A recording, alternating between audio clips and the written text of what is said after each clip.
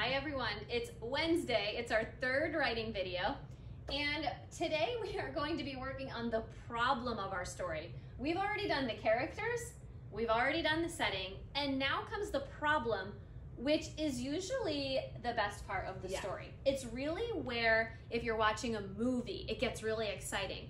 It's when you're reading a book, you have to turn the page to find out what happens next. So we really want to create that with our story today. Today we want to find out what is going on with the characters. What is that issue or problem that they need to overcome and find a solution to later?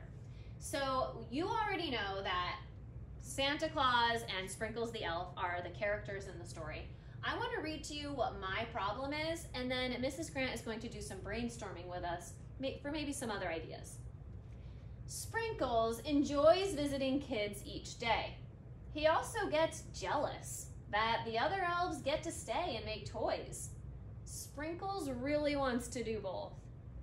So the problem is that we've got a jealous elf. He's really in charge of visiting kids each day and making sure that they're on their best behavior and reporting back.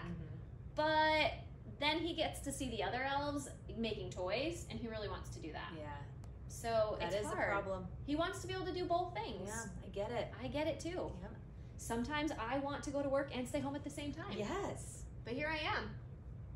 Sometimes I want to have chocolate and like lollipops, and I can't. I have to choose one. Yeah. So making choices is hard. So we've got a jealous elf. That's the problem. What if I didn't write a Christmas story? That just wasn't my jam. What are some other ideas? Great. I'm glad you asked. I'm ready for this.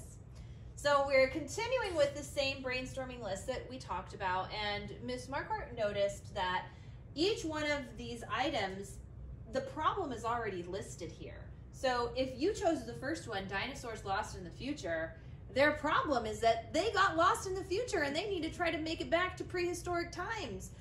You need to figure out how that problem became. Maybe they accidentally stumbled upon a time machine and got warped into the future, time warp. Whatever it is, you have a problem, and eventually you're going to need to solve that problem, come up with a solution.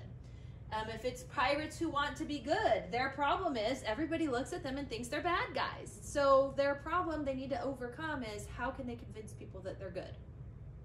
Jack and Annie go on an adventure. There you might need to come up with a problem that Jack and Annie face that they need to solve. You and your sibling want a pet. Well, if you found those 15 kittens at the park with your sister or brother or friend, and you want to convince your parents that you should let them bring those cats and kittens into your house, that is a problem. That Do you you're gonna really need to... think that would be a good idea? I don't. To have 15 them? is a lot. That's a lot. You have two. I have You two, said and it's a lot. Plenty. It's a lot of work. I love it, but it's a lot of work. And you don't have to stick with the number 15. Maybe you want to... Makes a good story, though. But it is more exciting. Yeah. And then finally, we have Roz the robot. You can come up with a problem that Roz is facing. Maybe Roz, really wants to be able to enjoy pizza, but she's a robot and she doesn't eat. How could you overcome that solution? She constantly hears people, raving about how wonderful and delicious pizza is, but she doesn't eat and she can't taste anything. It is pretty good. Yeah. Or maybe she really just wants to get back to the island, and you need to help her solve that and write a story about how she can get back to the island that she came from. I love that. Yes. All right, so you need to come up with your problem. You're going to be writing it down again in 2 or 3 sentences. What I really want to caution you of and make sure that you do not do, don't solve the problem. That is for tomorrow's lesson. Today you are only writing the problem. Look how I ended mine. Sprinkles really wants to do both. Uh-oh, we're gonna have to see tomorrow what happens to our story. So make sure you end your story where it's still the problem and you haven't started solving it yet. All right, we're pretty excited to read these. We've got one more lesson tomorrow, so meet us